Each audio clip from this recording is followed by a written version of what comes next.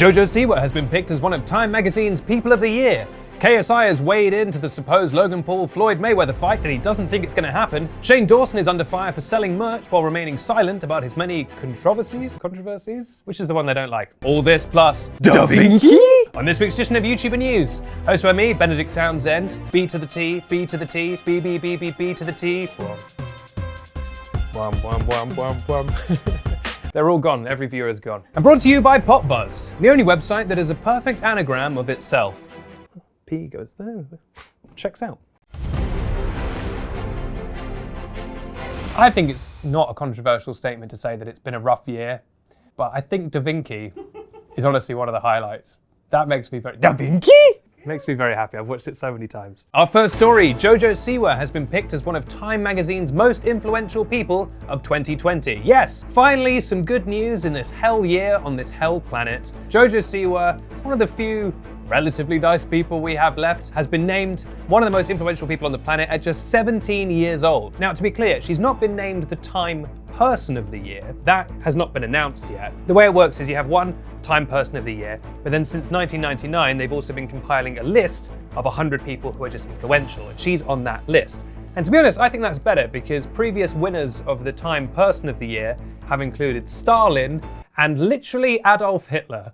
We go and check, because Time Person of the Year isn't like the person who was the best person of the year, it's just the person who was like in the news the most. So it's not necessarily a list you want to be part of. Now JoJo naturally was very excited about making this list, and she wrote on Instagram, quote, "I don't know where to begin. I made Time's top 100 list of the most influential people of 2020. That is seriously so unreal to me. Out of all the things I've done, out of all the incredible and insane things I've achieved in just my 17 years on this earth, humble as ever there, JoJo, I think this is the biggest honor I have ever received. Thank you to everyone who has supported me in any which way, backstage helping me behind the scenes, blah, blah, blah, blah, blah." She's happy about it, basically. She went on to name people that have inspired her along the way, including Kim Kardashian, Miley Cyrus, Lady Gaga, and her family. And she continued, quote, "The kids of today are why I love doing what I do. I promise to always be a good leader for the kids. I want them to grow up and make the world the most magical place ever. A place filled with love and happiness. I love you all so much. Thank you." The words were in capital letters. And she posted some more stuff elsewhere, and basically she's very happy. And look, now I'm poking fun at her a bit, but she's a pretty nice kid. She's a pretty good role model. She does fun little TikToks where she isn't racist. I mean, the bar is very low these days for our influencers, and she, leaps over that bar. So good for JoJo. Now, like I said, they've not announced who the actual Time Person of the Year is yet, but I'll be waiting by the phone, let's put it that way. Me at the ceremony. For services to news, I'm already getting up. Do you know what I mean? The other nominees, Justin Bieber, Kim Jong-un, who else is influential? H from Steps. They're all like, not this year H, me pulling the speech out. No, but it would be an honor, if it happened. If.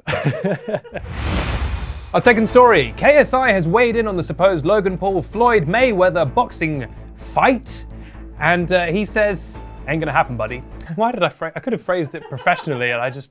Yes, in a brand new video, KSI weighed in on the rumored bout, and he said, quote, "This ain't happening. Why the f would Mayweather say yes to this?" A very good question indeed. "Why would he fight the loser of me and Logan? I was A-side for both fights. Surely Mayweather would want to fight the winner of me versus Logan. It just makes more sense. Also, Logan can't sell tickets like me. We all remember how well his Challenger game sold. Not very well. Whenever I do events like the Sidemen football match, we sell thousands of tickets. I'm the bigger draw when it comes to boxing, because I defeated the one who started it, Joe Weller, and defeated Logan Paul himself. So why would Mayweather want to fight second best when he could easily just fight the best?" Sounds a lot like KSI wants to fight Floyd Mayweather, to be honest. Why? Why do all these people want to fight Floyd Mayweather? He's very good at punching. He did it for like his whole job. I also love the image of Floyd Mayweather, a man who is richer than God, just sat at home on Twitter going like, "I want to fight someone, but I need to wait for these YouTubers to call me out. The problem is I'm too shy."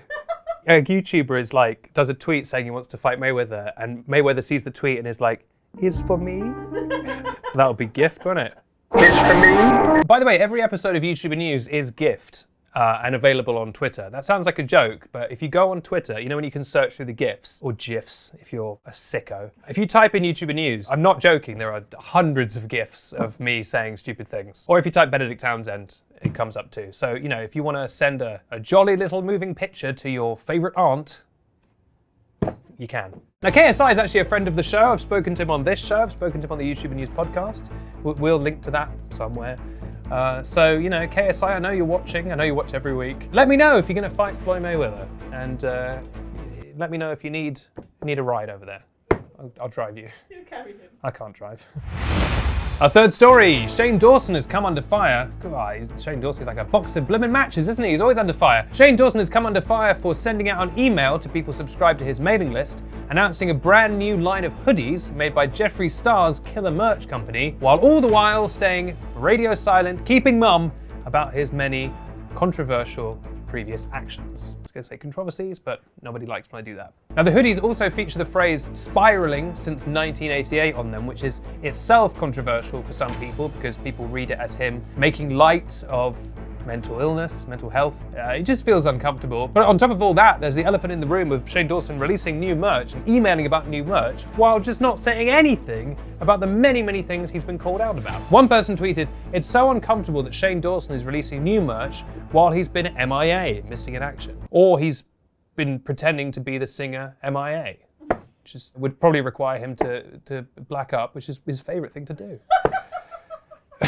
Can we leave that in? I don't know. It's just weird knowing he hasn't said anything since June and still comes out with new stuff. Another user added, "I got an email about Shane Dawson's new merch. Why would he launch new merch when he hasn't been on any platform addressing everything people have been saying about him? Who's still supporting this man? Why would they launch new merch?" Now, you know, I've been wondering for a while, how is Shane gonna do a comeback? How is he gonna pull back from this? Because I don't believe that he's just gonna go on with a life outside the limelight. But, you know, I was talking to the Laughing Lady about this, and the thing is, he has over 20 million YouTube subscribers. If he posted a new video tomorrow, everyone would probably watch it. He'll probably just pull a Logan Paul and just come back and just still be successful. Because the only way to defeat people like this is to ignore them, is to not give them attention. And that is the one thing that no one is capable of doing anymore. We have to give attention to everyone. So we live in a hell world.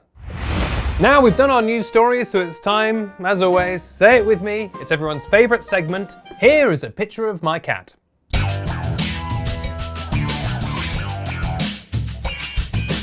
Hi, welcome to Here is a Picture of My Cat, the segment where every week we show you a picture of a cat.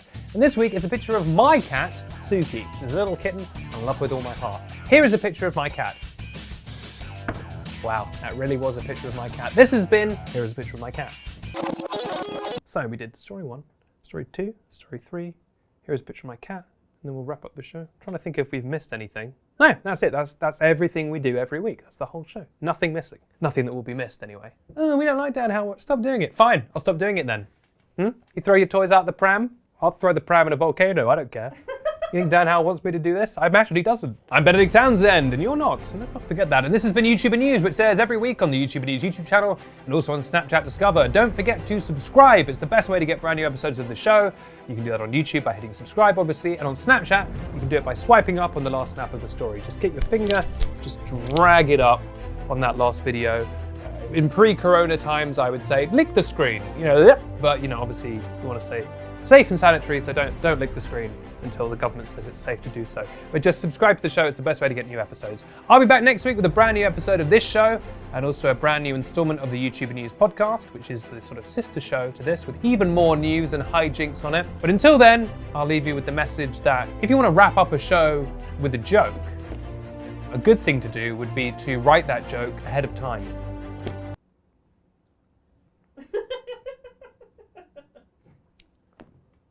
Well, goodbye. It's good to the bye, it's good to the bye, it's good to the bye. I could do what Bella Porch does.